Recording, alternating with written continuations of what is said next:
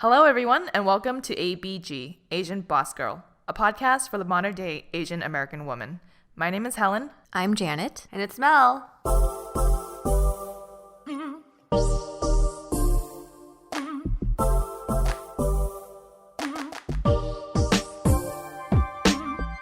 So today's episode is about modern day dating. This is a topic that we've kind of touched upon in past episodes, but we continuously get a lot of people writing in with various questions and things that they want to discuss with us. We have a lot of private conversations about dating because we're in our 20s and 30s. So we're just going to dedicate an episode to this and kind of covering some questions that people had submitted in. Let's just get started then. The topic of dating, first of all, how do you meet someone? In today's world of mobile apps, that's become a very common way that people meet people, right? All right, so Jen and I are the both single ones. We obviously use dating apps to meet people. But on the dating apps, a main way for us to kind of gauge if we're interested is communication through text, right? Mm-hmm. So is there a certain style you like a guy to text to make you feel like, oh, I'm interested? Or there's something that he says or you're like, no, I'm not interested? I generally just like having someone talk to me, period, because that's no, but in all seriousness, I feel like the longer that apps are around and the more saturated they become, it's really hard to get a guy to just engage in conversation. And usually now, because like I would rather someone else start, like I might for Bumble where you have to reach out, but generally like if the guy sends me a message nowadays, it's like hi, or like, you know, very kind of basic, like how was your day, which is I'm totally guilty of that too. When I have to start a conversation, sometimes I'm just very like kind of bland about it. But even the ones where they kind of make more of an effort, I feel like the conversations just kind of like die. So what is an example of someone who's made a good effort or said more than hi and you were interested in what they were saying for their greeting? Actually, now that you asked me that question, I realize a struggle that I have is that the ones I'm interested in only say hi, and then the ones that have more conversation, I'm not really interested. Not because of the conversation, but it's like we connected and I was like, kind of. And then it just wasn't enough to... So you went on a date recently. How did he start off that conversation? Was he also a hi guy? Do I need to look? A hi guy? Was he high? Oh, he unconnected with me already. Yeah, the hi and then you had the bye. Yeah. I can remember why I met up with him though. Let's be real. Maybe you were attracted to him enough to be like, all right, I'm down to meet you in person. Yes. So was it more that you were attracted to his photos and... Yeah, I thought he was physically attractive, and then also his background, like he had written that he was like an editor for CBS, like documentary type stuff, so I thought that was pretty fascinating. He seemed cultured, and we actually didn't have very much conversation, but it just, I think those things for me checked the boxes, and he didn't do anything to fuck up the conversation. Okay. So it's more like you have to be physically attracted, and he has to seem interesting on paper. Yeah. So as long as he doesn't say anything that is like so extra that makes you not like him, then you're going to give him a chance. Yes. Most likely. And actually now my memory is jogging. I do remember we had a really hard time scheduling a meetup because he was like working on a project that was really unpredictable. But he was very like communicative during that process. And I could tell that like the way he was responsive, like he cared enough he respected my time and he wanted to meet up. So I was like, okay. Now that we're talking about this, in my head I'm envisioning that this is like in dating, I feel like your partner, the person you're interested in, has kind of hit different types of thresholds. Right? Like physically he has hit a certain threshold, communication wise he has hit a certain threshold, like on paper he has hit a certain threshold, right? But like if the levels of those thresholds vary, the one has to be higher than the other. Like for example, let's say one guy I find super, super attractive, but he's just really bad at communicating. Like my attraction in general just goes down. But if he's if I'm like okay with him and like he's like I'm not super attracted to him, but I find him okay, like decent, and he's such a smooth talker and like we just click really well, I'm more inclined to meet up. Yes. But then I think what I'm recognizing now when I'm on the dating apps or when I was on it is like I feel like I tell myself to be more open, and so I'm like I swipe yes, and then so I'm like I'm not super attracted to the guy right away. I had this guy I was talking to, I thought he was like kind of attractive, but I wasn't super into him. On paper he was okay, and then the way he would communicate with me, it's like every day he'd be like happy Wednesday, happy Monday. She's like, you're like, no shit, it's a Wednesday. No shit, it's a Monday. But it's like I get it because he's like being really nice, but in my head I was like, I personally like witty banter and someone fun. And I'm the girl that when I match up with the guy, I literally asked him, I was like, what are 3 things you always have in your grocery basket? Because it's just like, I'm tired of the simple highs. I mean, it's nice sometimes, but you want to go past the politeness and you want to get to know exactly. them. And I think that the simple highs work if you meet someone in person and then the text message follows that. Versus I think on the dating app, we put so much pressure on everything has to be like spark right away or else it's like everything falls flat. But then I wonder also for certain people, like they have certain phrases that they say to everyone. So do you want to be fed these like phrases that they just copy and paste to everyone else. I mean, Yeah. I don't mind. Okay, if it's a phrase like, oh, like, hey baby, blah blah blah, then I'm like, ill. But then this reminds me of an episode of Master of None when Aziz Ansari's character is on the dating apps and he literally copy and pasted, hey, I'm going to Whole Foods, want me to pick something up for you? I thought that was really funny, you know? So if something like that, I mean, I don't mind, because then it's like, it depends on the girl's response back. If she's good and plays along, then maybe you guys have a connection. Yeah. If That's she's true. just like, That's doesn't. true. And then how he follows up with that. Exactly. That's going to be a good indication of whether or not you're attracted to him too. So when someone asks a question that feels very creative like that, then I also feel like I'm being tested, which I understand where that's coming from. Ooh, but yeah. then it makes you kind of more aware of your answer and the way that you answer. And then for the guys, then if you know that girl can catch that, she could also be constructing the answer she thinks you want to hear versus answering honestly. That's true. Oh, So- God. Oh, fuck. Like, what happened to the simple hello? That doesn't work anymore? Maybe I prefer just a simple hi now. I feel bad because it makes me feel like, damn, like, I'm expecting other things now. But okay, so give an example of one that has failed for you recently, Mel, because you met someone during Halloween, right? And then you sent us a screenshot of your conversation. And it went downhill quickly. All right, so I didn't meet this guy online. So we were at this Halloween party. I meet this guy and we're just talking. In person, like, he was like kind of funny, kind of nice, but then he kind of lied about his age right away. Yeah. What did he say? So they're giving out free soju at this event. And I was like, aren't you a little young to be serving soju? He's like, oh, I'm 24. I was like, oh, okay. He's like, how old are you? I was like, I'm 27. He's like, oh, I'm 29. I'm like, why are you retracting How did you your suddenly age? grow 5 years? No, exactly. So I was like, okay. And then I was like, kind of just poking fun at him. That's what I usually do. I was like, you're lying. Like, you're definitely not 29. He's like, no, I am. And he pulls out his ID. And I was like, fuck, he's 29. So why did he lie in the first Yeah. place? I'm thinking because that event there's like other younger girls who are 24, 22. He wanted to attract them. But I'm like, I see. don't know. That's true, because 29 for them might feel too old. Yeah. Okay. That was okay, but I remember he was trying to prove that he wasn't just a soju bartender. He's like, I work full time. I'm an engineer, and I was like, oh, okay. And he pulled out his work email to prove that too. I was like, okay, shoot. Okay. Does he have practice trying to prove himself? But also, if you guys know me, I tend to poke fun at people a lot. Just, I guess, like, not test them, but to see if a guy could roll with the Yeah, it's like punches this- sometimes. yeah. And so maybe that's why he also did that. Long story short, he ended up getting my number. And so on Monday, he texted me, was like, what's your name again?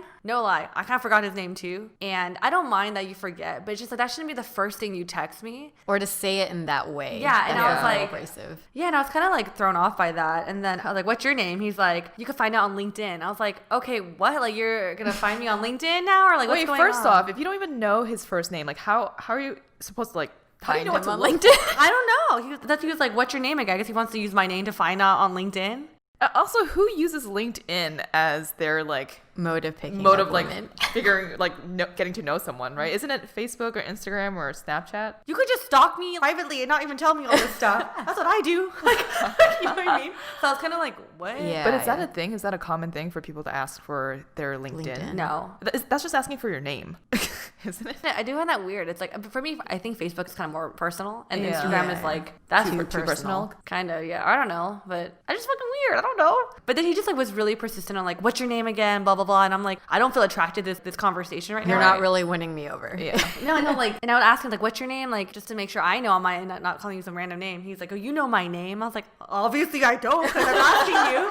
So I think at that point I was like, you know what? Like, this is what we're dealing with in modern day It sounds like a dating. terrible. And so, how did that conversation end? He kept texting me saying, like, you know my name, silly. And I was like, oh, God, like, I don't know your name. He might be 24 Right. And then or younger. The guy that I went on a date with also had used LinkedIn as a way to connect with me, which I thought it was me because he was 40. So I'm like, maybe because he's older, that it's like the professional thing. But if a guy in his like I don't 20s is also doing that, is this a trend now that we don't know about?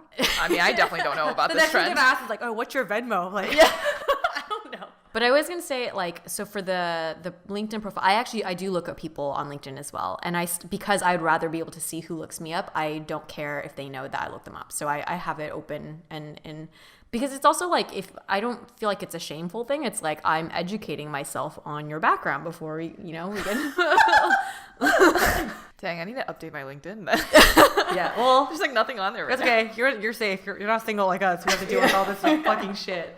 I guess overall, I'm someone that likes a guy who has witty banter. Yeah. Like, I don't think all girls look for that. I'm not saying they have to always witty all the time, but something that attracts me right away. Yeah, I mean, that's just a really weird conversation. It's like, okay, well, first off, I need to know your name so I can look you up, so I can like Yeah. see what you do and all Yeah. of this stuff. And if you want to just end the conversation there, then I just feel like there's that's other better it. approaches for like, especially if you meet someone in person, you can have been like, hey, like it was great meeting you last night. LOL, do you still think I'm 24? Or some shit like that, right? Damn, I just gave you a fucking.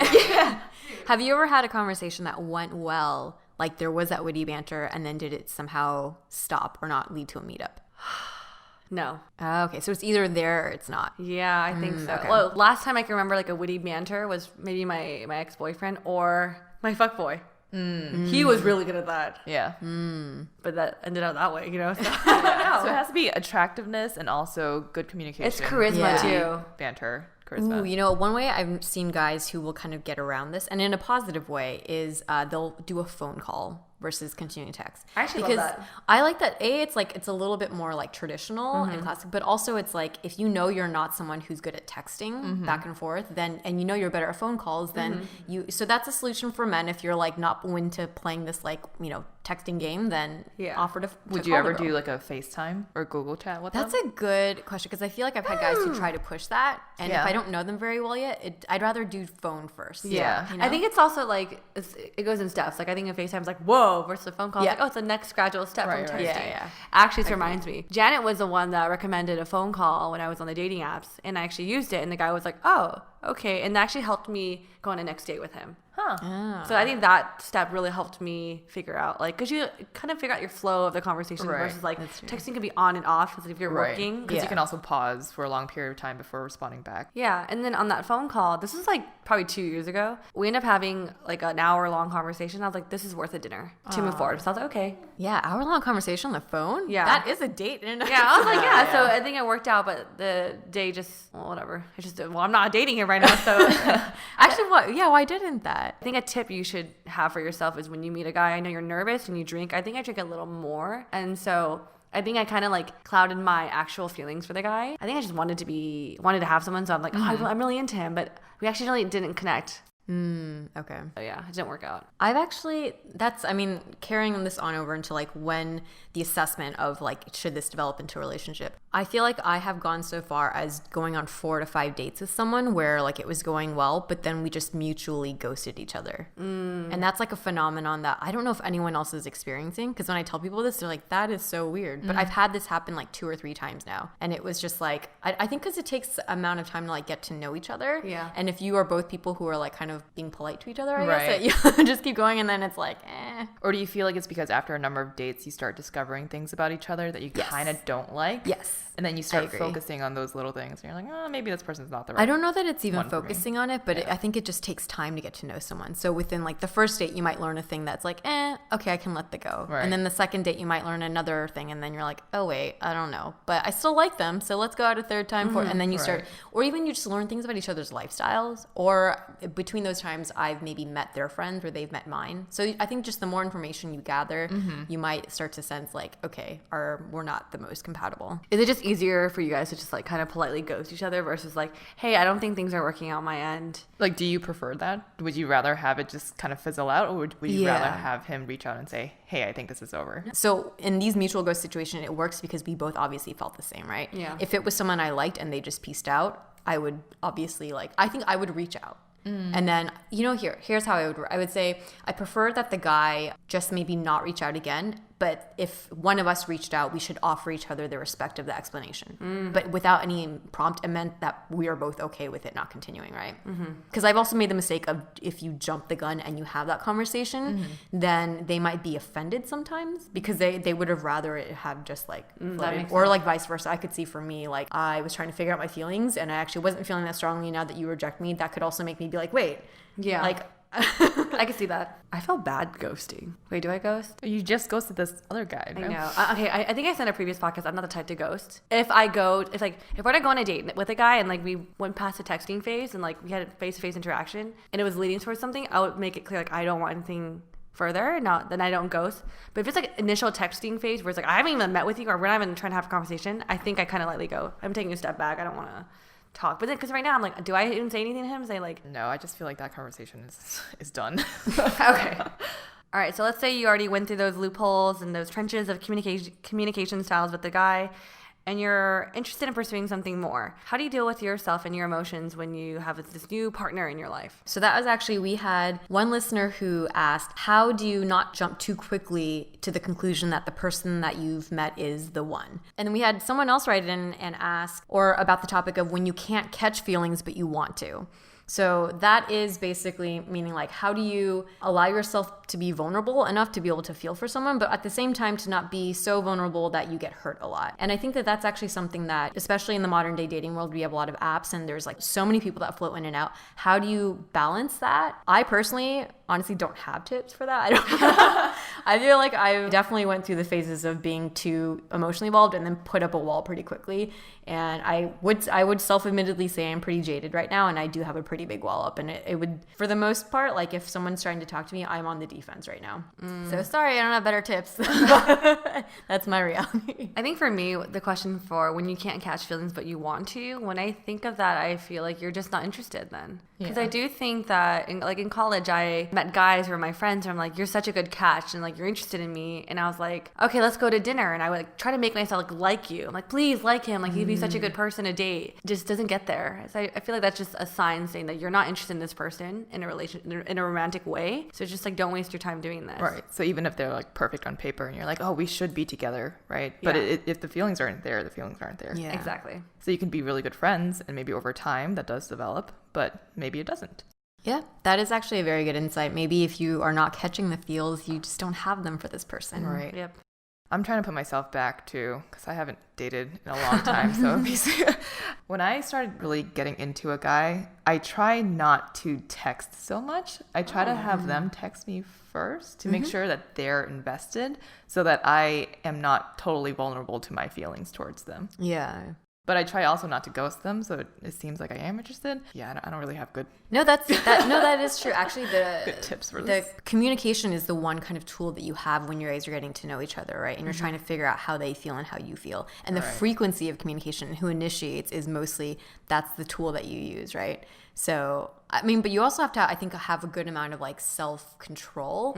Because I know a lot of girls that will, the moment you feel something, you know that you should let him text you first, but you're like, I can't help it. I need to. You know? Like, what are you doing right now? Are you going to say goodnight to me? No. So how did you kind of, because you probably felt like the desire to, but then how do you stave it off or like?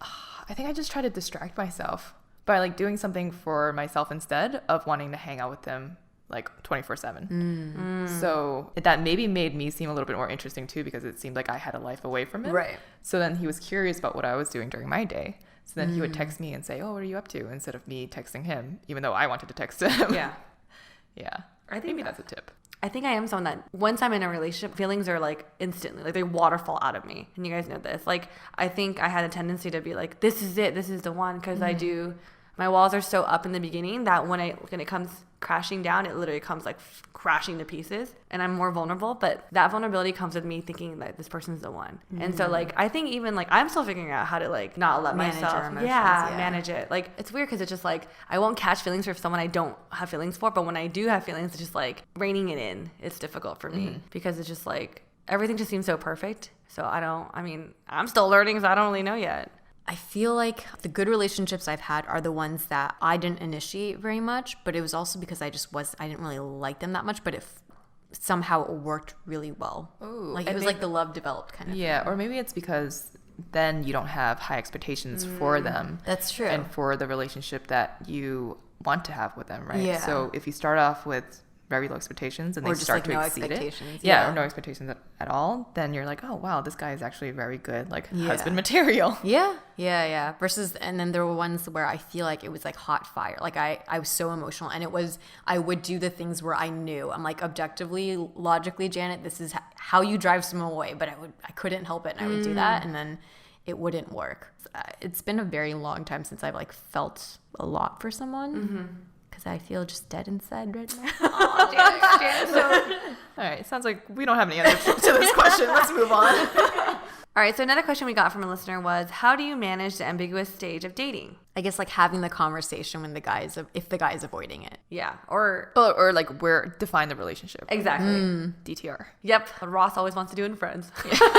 Okay, personally for me, you guys know this, I'm pretty forward with what I want. So if I see us going somewhere, I'll be like, I'll ask him, are we exclusive? Like, are you dating other people? I don't mind if you do, but if I feel a certain way that I want this to be more, I would ask him, like, I would prefer us to be exclusive. And let me know your thoughts. And then we'll see where it So goes. you start by first putting your cards out. You're saying, this is what I want. Yeah. And then give them... Yeah, because I think within a relationship, if you've been dating and you reach a point, it's like I could see us developing into something more. Then at that point, you kind of just suggest like, I want us to be exclusive. Like, what do you think about that? I think in my previous relationship, he brought it up, and originally I said, hey, like, I know we're still getting to know each other. Like, you're open to date other people. Like, I'm okay with that because, like, I mean, I'm not gonna do that, but you're welcome to. But then I think we reached a point that he was like, I just want us to be exclusive. I'm like, oh, I'm down for that. So it's mutual. And then through that, we like started dating just each other. And I'm also very traditional in the sense that like when there's titles involved, like girlfriend or just dating, I would like it to be asked or talked about before heading to that stage. Like I told him, like, if we want to be like official, like boyfriend and girlfriend, I prefer for you to ask me. Mm-hmm. I don't want it just to be like, oh, what are we? Oh, you address me as your girlfriend in front of your friends. But I'd rather have that conversation. You'd rather not have it just like come out of nowhere where he's like, oh yeah, my girlfriend's coming tomorrow. Yeah, I don't. Like, who? Yeah, who's your girlfriend? Because I have some girls like my friends are like, oh yeah, like I don't know, like he just says this. I think I guess we are. I'm like, no, You need it like formally. Yes, Yeah. I want to know what we are. I feel like this is also maybe more of a concern with like modern day dating because now people are dating more than like one person Right. at a It's time, more even like common. within a day, right? They'll have like a lunch date and a dinner date and who knows, like everything in between. But I feel like for me, when I was starting to date my boyfriend, it felt very, and this is a place where maybe I was being a little bit too vulnerable or naive, but I always thought that he was like exclusive to me and I would never have to question whether or not he was dating other people. But I don't know, maybe that's more like, that was a couple years ago. So It Yeah, was a different time. Yeah. Right. But also it's like you could tell, I think, if you've gone on a few dates with someone, if they're also seeing other people. And this isn't always true. Because how could you tell? I think you get a sense of like if they're active on apps or like just, Have you ever seen someone still on the app as you were dating them? I don't know if I've ever been in a situation where I thought they were not dating and So you always think that I there's just probably someone assume- else that they're seeing too. in the beginning, but I think that at the moment that like we've been on a couple of dates, if you're Okay. continuing to see me and we have a certain connection, then like I assume that you're not seeing other people. But it's actually been it's been a long time since I've reached that point. Like, and I would say that's only on apps too. If it's off app, I assume you're not seeing one for sure. I think I do too. Like I assume that it's like mostly just us, but I always like to have that conversation to clarify. Like when you met were you also like dating other people? No, not at all. I wasn't even looking for a boyfriend. I was just like, cool, I just moved to LA and Dang. being single. Wait, I had a question for you, Helen. So when you and your boyfriend started dating, did you need that formal ask to be your girlfriend? Do you remember? I think that took a little longer in order for that to happen. We were dating on and off, but it was like a recent breakup for him, so it was a little too soon. So I knew that boyfriend-girlfriend asking would take a little longer than I would have expected. Although I knew that like I wanted to be with him and I think he knew he wanted to be with me too. But I let him have his time for however much time he needed in order to before he asked me. Was it like a romantic gesture or was it just like, oh, like we just a discussion? Oh God, I should remember, but I don't. Do you like having a formal ask or do you don't care? Yeah, no, I think that's still a kind gesture. Like we actually don't have an anniversary because I don't even think he knows when he asked. So yeah, I don't think it was like a big deal when it was asked. I actually honestly can't recall. And I say all the time, like, let's pretend this is our anniversary day. And we to just have always it to forget it every year. Yeah. We just try to celebrate every day, you know? Okay, yeah, that's That's a good spin. corny but works.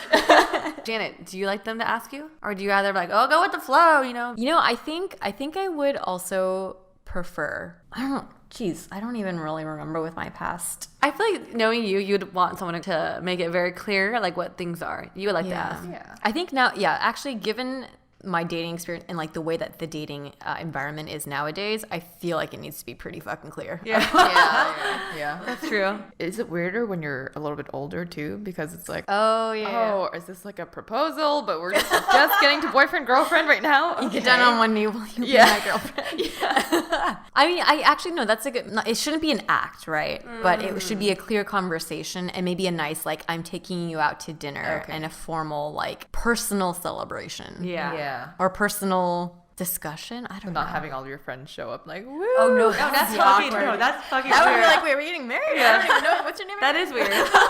You guys made fun of me when my ex-boyfriend asked me with flowers. Like, is this a proposal? I was like, hey, just asked me to be his girlfriend. That'd be sweet. I mean, that's sweet. Yeah. Yeah. Oh, yeah. It'd He be showed up like at your work and Yeah. knocked on your door window, right? Like scared you. or Scared the fuck out of surprised me. you. That's cute. How about when do you know when it's time to introduce your person you're dating to friends or family? This is actually a really good question. So my eyelash lady, we're pretty close. Like every time I'm getting my lashes done, it's like a 1 to 2 hour session, and it's a time for us to catch up like once a month. Yeah. So topic conversation is always like, do you have a boyfriend? Like, how's it going? So she has a boyfriend now, and it's been about a month.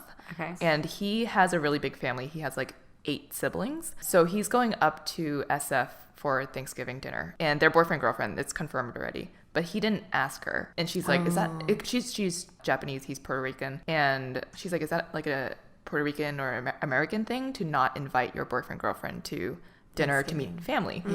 I know it's only been a month, but I feel like he should ask me, right? But for me, I told her like, I don't think you should take offense to that. I think that's pretty normal because that's a huge investment to introduce you to a family, like family members, right? Yeah. Especially during Thanksgiving, that's way huge. Yeah, that is a Right? big deal. Yeah. I think in Puerto Rican, I feel like they're very similar to Asian culture. Like family is a really important thing. And so if you're going to introduce someone to, it's like you're saying you're highly, highly committed. For me, if I introduce anyone to my family, like the word's gonna spread to everyone that, oh, Mel, she's dating someone who's long term, she could be her husband. I'm like, you're putting pressure on something that I'm not even putting pressure on yet. So it has to be at a moment then where you feel like this guy could be the one. Yeah, I think internally. Well, I think with my ex-boyfriend, like we just had a wedding to attend, so it's by chance. Like I just had to introduce him literally a month or two after we were dating. For me, I think it's an internal feeling though. I think with you guys, I actually don't remember introducing my ex-boyfriend to you guys, but I think I was just so excited about him. I wasn't. It's finding the right time to do it, but I wanted you guys to meet him. Yeah. You know, that's how I think, felt. yeah, I think actually friends and family are different. I actually would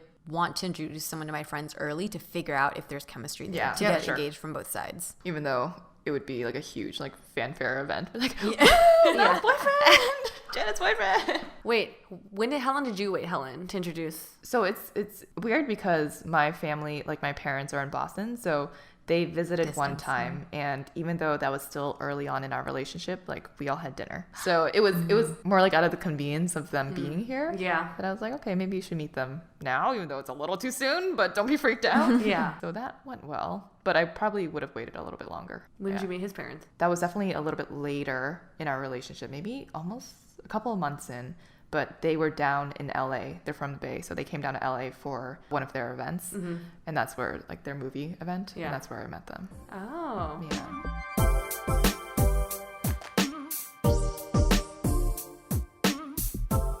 All right, so another one of our questions that came in: falling for your best guy friends and worrying about ruining the relationship.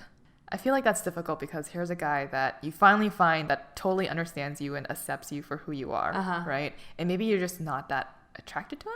But over time, that attraction can develop if you're like, oh, this guy's a really good guy. Yeah. Has that ever happened to you, ladies? Okay, let's be honest. I think Janet and I both have really close guy friends in our lives that someone has joked about. Because we talked about this. Yeah. And then I think as other people, like our friends, like notice a connection with our guy Right, friends. right. And they're like, I don't get, like, you both are single. Like, you guys both get each other so well. Why isn't there anything developing? Right. And then me and Janet are like, why is anything developing? Like, we talk about this. Yeah. I think you definitely like will think about it. I don't know that I've ever not gone for something because I was worried that it would ruin the friendship. People might think differently, but personally, it's like going back to the first question, like catching feelings. I think sometimes I look at my really close guy friend, I'm like, you know what? We both really get each other. You get me so well. And like, you might get me more than some partners I'm going to have, like, to be honest, because you knew me for so many years, like my ins and outs. I have considered, like, why aren't we dating though? Like, I mean, you're not bad looking. I'm okay. Like, But it's just because like I feel like I've been in situations with him where it's like things can turn to that side, but it just doesn't go there. I think because both of us know like we don't see each other that way at all. And you guys talk about it openly too, right? Yeah, me and my close guy friend are really open about this because we're like best friends. Yeah. But it just it's a mutual feeling. It is. A lot of people do wonder, like, is it possible for a guy and a girl to be best friends and not have an attraction for one another at some point? Actually, it's funny that now I'm saying it, I'm like, I don't even call him my best friend, but he's just like a really close friend who gets to you. But I do think guys and girls can be close friends.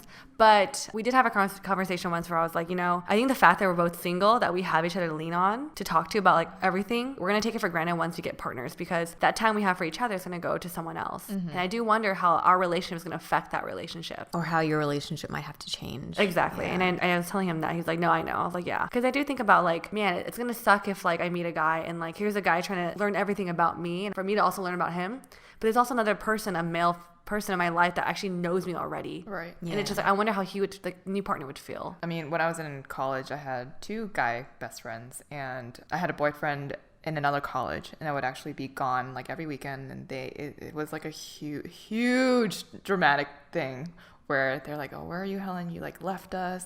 You're no longer part of our like tripod. We were called the tripod because we were all so close. And yeah, I mean, I had to invest time in this relationship that I wanted to build. And so I had to be there, right? Yeah. And not talking to my close friends about feelings and things that I was going through and all of that. That's actually like a really sensitive topic for me because I saw them recently and we had like a crying sesh. And it was just like, yeah, like, I mean, when you invest time in your relationship, you're gonna invest less time in other relationships, right? Yeah. And that's just gonna happen. For me, I don't foresee it going anything more than what it is. What makes our friendship so special is that we're friends. That's why we're so strong as a relationship. But I think our listener is asking, like, falling for your best guy friend. Like, to be honest, I can't relate to that because I haven't fell for someone yet. I was going to say, I don't know that I could speak to this personally because I also, like, I have had friends where you would question would it turn into something more, but I haven't felt like I fell for them. And I would say for our listener, maybe this is bad advice to give, but I think that if you have feelings for someone and there's someone you have a very good friendship with, I would say to have that conversation. Maybe that's like I shouldn't like sway one way or the other, but I think just from my personal experience, it's so hard to like come about having strong emotions for someone that if you have that, you might as well try to see if it goes anywhere. In high school, I had a guy friend who wasn't a best friend, but it was a good friend. And it was like after prom, we all, like a bunch of people stayed up all night and he drove me home and he told me that he liked me and I did not know how to respond to Oh my God, I have a similar story. I think I was just like, oh, that's cool. I'm sorry. I don't know if I like you back the same way. And then from that day on, like we stopped being really close friends because it was awkward. So that was like the worst situation that could have happened. But now he's like happily married to someone. So I think it's good that he got that off his chest to understand my feelings. And so that I wasn't also potentially leading him on by being a good friend to him. Right. Yeah. No, that is I think that's a good point to have. I'm kind of cringing because I had a pretty good friend in high school who actually we met because he dated one of my best friends in junior high. So we had this dynamic or this relationship where I was like very protective of her and I was kind of a bitch to him. Yeah. And then we had mutual friends in high school that I heard they were like, he really likes you.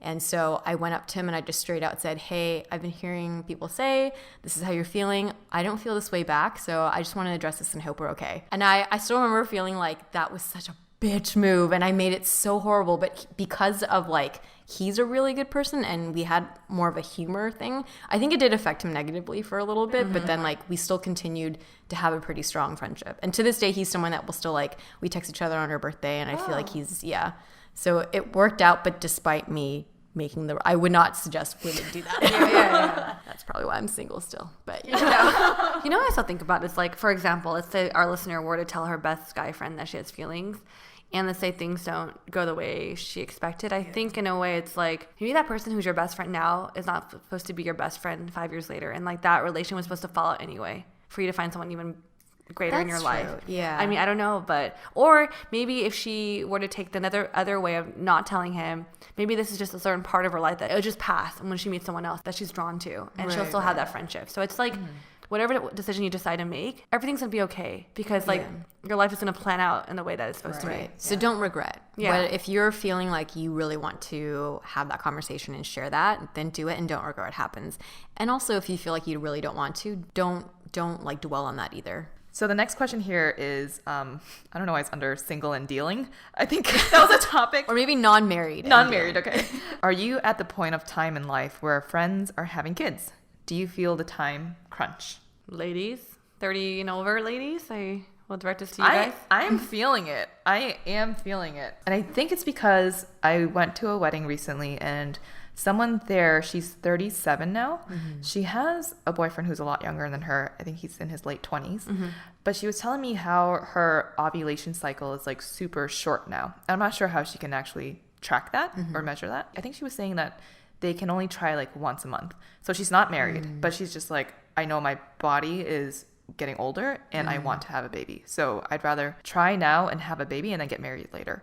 And that actually got me thinking too, because for me, I'm like, okay, I want 2 kids by like 35.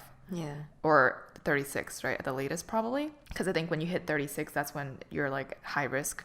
I think 35. 35 is high risk now. So then I'm like, okay, well, let's think backwards. That's like, if I get engaged, that's like a year to plan a marriage. And then marriage, you probably want to have like a year of like marriage life and then have a kid. And that takes another 9 months. So that's like 3 years out from when you get engaged. Right. And I'm turning 31 this year. So that'll be 34 if I get engaged like on my birthday. But yeah, that's going to be 3 years out. I'll be 34 to have my first kid. And then I guess, 36. So it's starting to, that time period, thinking ahead is starting to really truncate. Yeah, I was actually going to say, I'm older, I'm 33, so a lot of my friends, I just went to a baby shower this weekend, and everyone's like married after the first kid, now moving on almost to the second. And for the longest time, I didn't feel personal pressure. I definitely think that being around that reconfirmed for me that that is a future that I want. Mm-hmm. But then I had a moment today when I was like eating lunch, and I realized like I had told myself I would not freak out unless I haven't met someone by like 35. Because I was even working backwards. I'm like, I think having kids in your late 30s, because my mom had, or my sister when she was like 36 or 37. Mm-hmm. I was like, it's fine. It's still medically possible and everything. And genetically for me, if my mom, like there's a higher likelihood that would work for me as well. But then that means that I have to meet someone and marry probably, like I said 35 would be the year that if I haven't met someone, I would kind of maybe freak out. And that gives me 2 years. And I know there's like the one perspective where you're like, oh, you don't know, you can meet someone tomorrow. Yeah, I could. But then I could also not, because that's how the last 2 years of my life. So yeah, I don't know. I go back and forth between being like, oh, no, it's fine, I have lots of time, to like, oh my God, time is passing very quickly. And it's like less about societal pressures on you versus like this is your actual body. Self-plan and biology too. Right. I do think that, At what age do you think, because egg freezing is like a really popular thing nowadays, right? Because people are having babies a lot later in life, even though our biological clock hasn't really changed much, I don't think. Yeah. So at what point do you think you would start freezing your eggs? That is, I've actually like never really thought about that. I mean, because it was a popular topic, I didn't think about it personally though. Okay, say if I am 37 and still single, meaning I haven't met someone, then I think I would start considering. Oof. Real stuff that women have to deal with that men will never understand. Yep. Mel? You ready to have babies? No. That's something I was thinking about. I was talking to my mom on the phone, and I was like, because I fantasize about, you guys know this, I fantasize about my wedding, my babies, and then my mom said to me, she's like, honestly, if you tell me you don't want to have kids, I'm actually okay with that. I was like, what? Oh. Part of me was like, no, you should want me to have kids, because I want to have kids for, like, I want you to be a grandma. Like, I want that for you and also for me. But I think because right now I'm still in my later 20s. Right now I'm seeking as like a serious relationship, and I want like a partnership more than anything. Yeah. Like the idea of a child is like, they're fun, they're adorable, but just like the responsibility of it doesn't seem like something I could take on right now. Mm-hmm. And I'm so well aware of that the next thing I could see myself investing in is a relationship. Mm-hmm. Mm-hmm. So it's like, I don't feel a lot of pressure yet, but I do feel like I'm at the age now where it's like, all right, I think it's time for me to be in a relationship to experience that. Because it's been... Do you feel the pressure then of finding a partner? No. Yes, you do. I mean, on Friday, because I said there's going to be guys husband hunting. It's more like just for myself personally. I just want to, like, I would like to be in a relationship. It'd be nice, but you don't feel societal pressure. No. And also for you personally, you're kind of, you want it now, but you don't feel like scared if you're not having a partner. Because to be honest, like, I'm the youngest out of you two. That's true, because you hang out with a lot of older people. I hang out with you guys, and a lot of my friends are in their 30s, and I feel like, oh, they're so single. I could be too. I was thinking use that me too. as an example. Totally using you as an example. It's like, oh, Janet's single. I can be single right now. Good, you know. Oh no. But I think I would feel it. I would feel more pressure if I hit 29. Yeah. Because I do want to get married when I'm 33 or 31. So just like, for me, what I count back is like, okay, I would ideally want to be with my boyfriend for like a year and then live with him for a year and then get engaged. That's like already 3 years. Yeah. I've already moved past that. I was like, if I meet someone at the right time, I could see an engagement in like 6 months to a year. Damn. Yeah. I actually could see that for you too. Because I think as you get older, like parts of your life solidify. So there's less to kind of like figure out if you're compatible, I guess. That's I don't know. true. Because I think one thing you realize as you get older is like when everything else in your life seems kind of consistent and solid, you look towards the other thing. Like for me, it's like I think I'm still trying to like get a hold of my new position down, and I feel like I'm getting there. Once that's down, I'm like, all right, what's the next thing for me? It's a relationship. Yeah. I think that's exactly where I am right now because with work, I feel like that's been super stable. With like relationship, it's super stable, and I'm kind of just like everyone else around me is getting married, having kids. Actually, before this year, I was not even thinking about kids. I was just like, all right, cool, yeah, we're just like going along with our day and like, you know, having a good relationship and all of that. And now I think having that conversation with that one woman who's 37 and thinking about having kids, I'm like, I actually really respect that. You can have a kid first before getting married. I know society is like, oh, you shouldn't do that. You should get married first. And I think it's also a religious thing, right? Right. Where you should be married before having kids. But a part of me is like, I'd rather eat chips and stuff my face with ice cream and have a baby rather than like trying to get all fit and you know, plan for a You'd wedding. rather be pregnant than bridezilla. Actually, part of me is like, I'd rather be pregnant than plan for a wedding. That seems too stressful. Shit, I'm like wedding number one. I know. Like I'm like no. I never thought that I would be this way, but I'm actually feeling that way right now.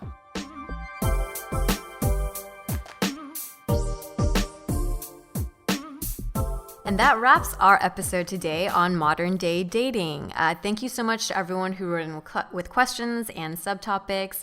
And if there are any other questions that you guys have, you can always reach out. I'm sure we'll, cover more of this topic in later episodes as well. Also, we have talked about sex and dating in the past. So we have 2 episodes that you can refer back to. Episode 5, 20-something girls versus 30-something women. Part 2, sex and dating, in parentheses. And then we had episode 19, Does Your Personality Fit My Vagina? Which is about first dates and what you like or don't like for a guy to do on their first date. And we're also active on social media, so you can catch us on Instagram, Twitter, and Facebook at Asian Boss Girl. If you liked today's episode, leave a heart emoji on our most recent Instagram post. And make sure to hit that subscribe button. We are on iTunes, freshly on Spotify now, Google Play, Overcast, and all other podcasting platforms. So we'll catch you guys again next week. Bye. Bye.